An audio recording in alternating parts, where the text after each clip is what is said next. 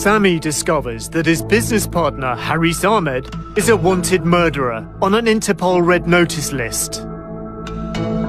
I felt that I have been used as a tool to provide a passage to a safe country for this man who established business with my assistance. And I felt that Mr. Haris and General Aziz have used me. I thought of reporting him to the police, but again I was fearful of my life. Sami tries to cut ties with the Ahmed clan. But when he does, the general sends him threatening emails.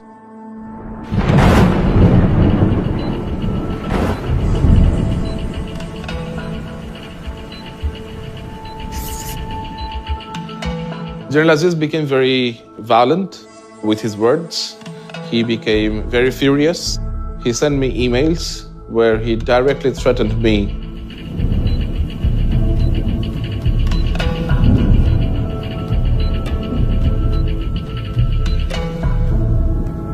And he said that if his brother has to return to Bangladesh, then people responsible will regret their life. General Aziz keeps trying to draw Sami into his web. He's moving his money out of Bangladesh for life after the military. He wants to find businesses to invest his money in.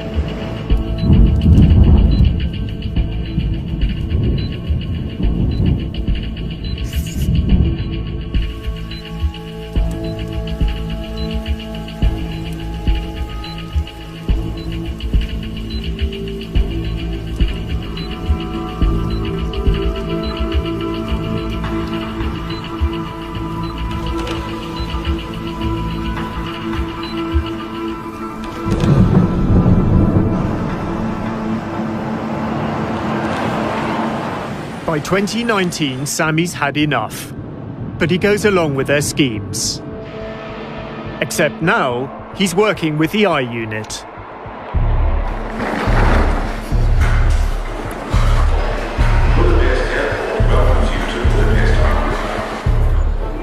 Haris is flying in from a business trip. Assalamu alaikum. হ্যাঁ ভালো আছেন এই যে mister Rahman from Canada. Haris arrives with Mohammed Rahman, a financial advisor from Canada. Rahman runs an immigration service that helps wealthy Bangladeshis acquire residency abroad. Haris's assistant is with the team.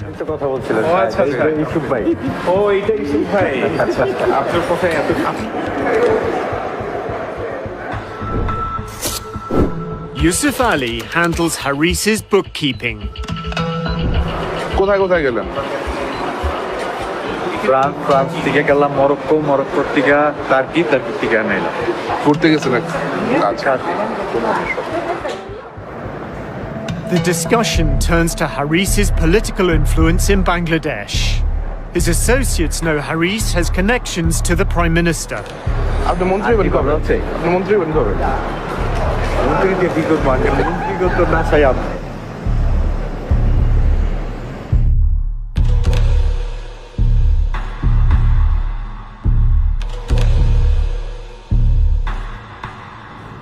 Despite his apparent lack of business success, Haris has significant sums of money to invest.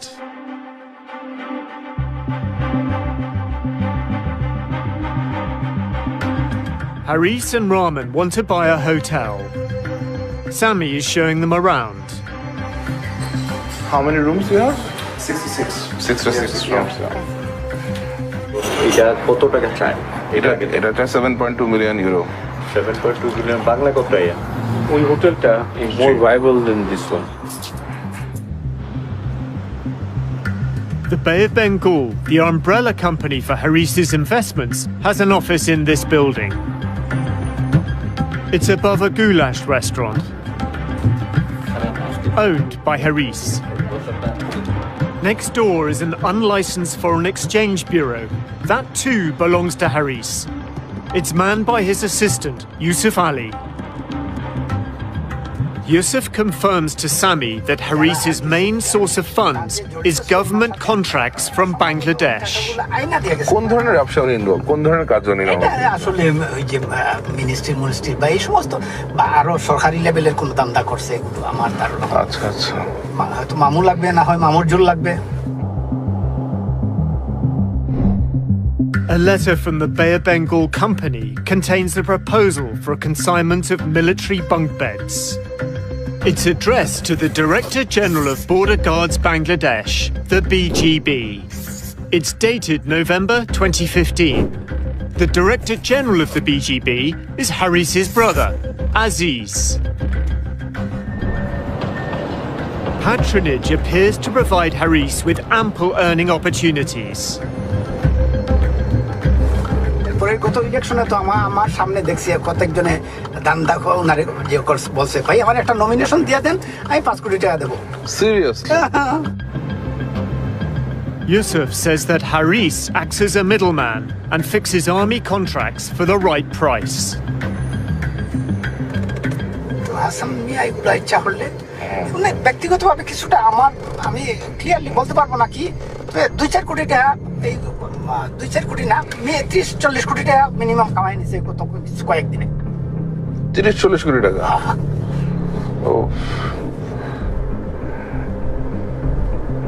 The I unit obtains evidence that Haris Ahmed is establishing an investment portfolio outside of Hungary.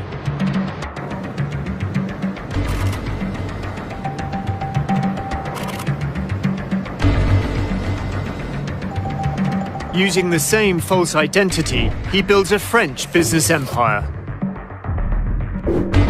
In 2018, he buys a stake in a company which deals in computers and IT.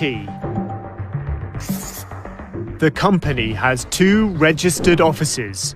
One on the outskirts of Paris sells mobile phones and offers international money transfer services. The pace picks up in 2019. In the space of just 7 months, Haris buys stakes in 4 more companies. In April, he found Snigdha, which owns a fast food outlet. Then in May, he buys a stake in a retail company called TPTY. He sells it shortly after. This pattern and style of doing business is not inconsistent with money laundering. The construction of companies, company types, jurisdictions, bank accounts, the whole range of activities that he has been involved in are entirely consistent with schemes put together to funnel criminal funds through the system in order to make them look legitimate. There is absolutely the ability to hide in plain sight, so the busier the financial centre, the easier it is to lose a bit of dirty money in it. In June 2019, he registers the Bay of Bengal in France, which owns an Indian restaurant.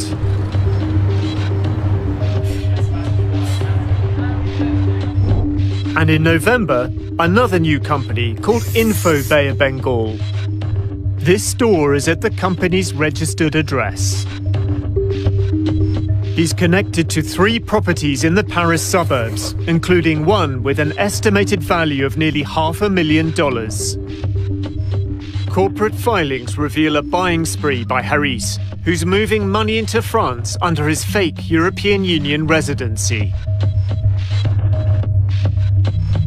It's introducing the money into the system, layering, moving that money between lots of different companies and countries, and then integration, putting it back into the real economy. Well, what better place to put it back into than property?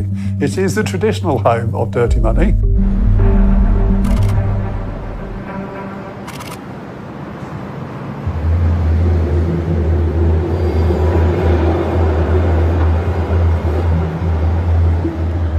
Haris's role as a middleman includes working with private companies in Europe that wish to invest in Bangladesh.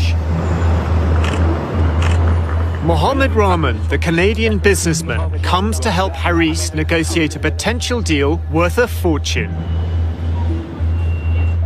Haris and Rahman are told that British financiers are looking to invest millions of dollars in the hotel trade in Bangladesh. Sami organises a video conference with a British investment firm. Haris uses his assumed name. Hello. Hi, good morning. Hello. Hey, gentlemen. Yes, hello. Hi. Mom Hassan. Mohammed, pleased to meet you. So my name is Mr. Rahman from Canada, Vancouver. Pleased to meet you too. But this is not what it seems. The representative of the investment firm is working for the I Unit. To do something in Bangladesh is really great idea, but there's some problems because of still there's political issues and a little bit corruptions. Of course, although the country is coming up has such a problem. But good things for Mr. Hassan because he is very well connected with the high officials, very connected with the government, especially the Prime Minister herself. In return for his high-level contacts, Haris demands a commission of 20%. Just 1 second, please. He breaks down the fake investment proposal. 100,000 euro, dollar or euro, or 100 billion. It invest korte hobe the 5-star by any business jaka korte chai for land by purchase eto million and niche kono mane suitable with the ব্যবসা হবে না আমাদের যেটা we take 20% for all negotiation. Then Rahman spells out how they work. Then he will send this letter to his elder brother and will officially visit your place to talk a little bit more.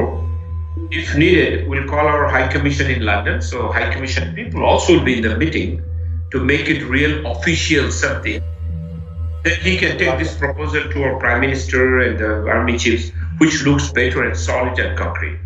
So his company will be your consultant for Bangladesh. Basically, at this moment, his elder brother is running the country, in fact, because our Prime Minister leave everything to army chief to run the country for the big developments. This is his brother, actually.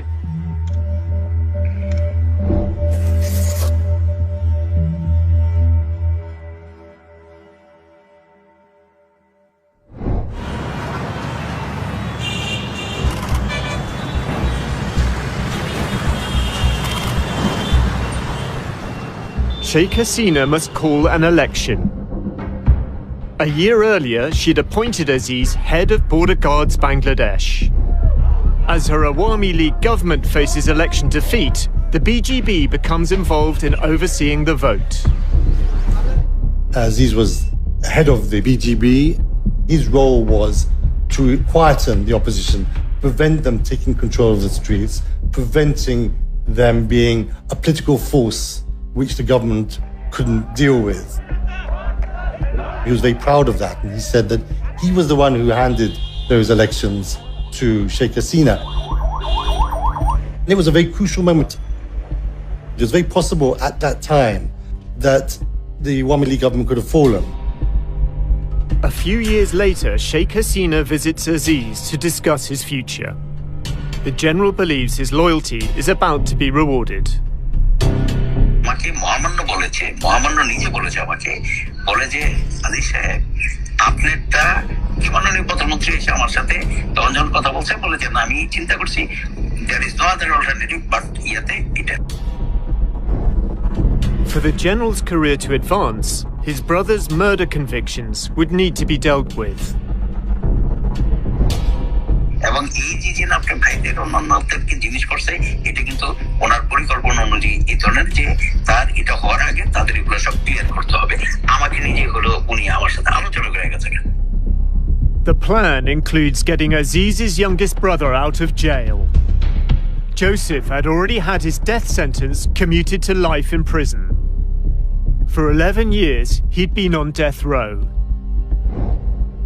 আর ভাইরে কিন্তু চলে যেতে পারতো না এমন না যে অন্য পার্টি থেকে হলো তাদেরকে তখন বলে নাই এই চলে আসো কিন্তু ওরা তো বেইমানি করে নাই ওরা তো রাজি হয়নি কখনো ওই রক্ত নাই বেইমানি করে. In 2018, on the advice of the Prime Minister, Joseph is granted a presidential pardon. Tasneem Khalil is told about the pardon by a source in the military.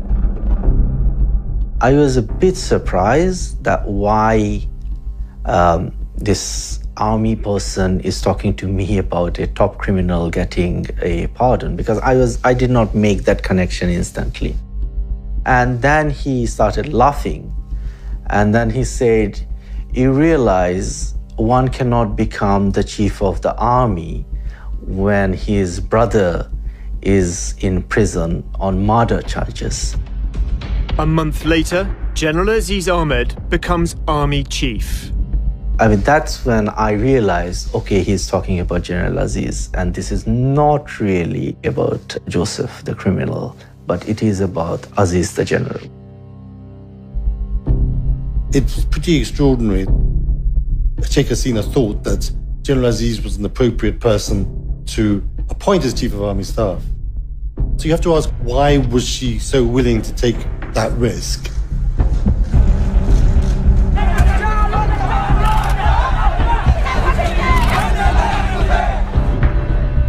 In December, Sheikh Hasina holds another election. General Aziz helps her consolidate power. In 2018, Army played a very active role and assisted the massive rigging that went on in nearly every voting center in Bangladesh. The leader of the opposition and Hasina's longtime rival, Khalida Zia, is in jail. Others detained and never seen again. Sheikh Hasina has been very, very upfront and transparent about her goal of destroying the opposition. She's basically trying to brand herself and her family as being synonymous with the state. The opposition has been significantly repressed. They can barely function as an opposition. The law enforcement authorities have been able to act with tremendous impunity in relationship to extrajudicial killings and enforced disappearances, which have to some extent become systemic now within the whole way in which the country operates.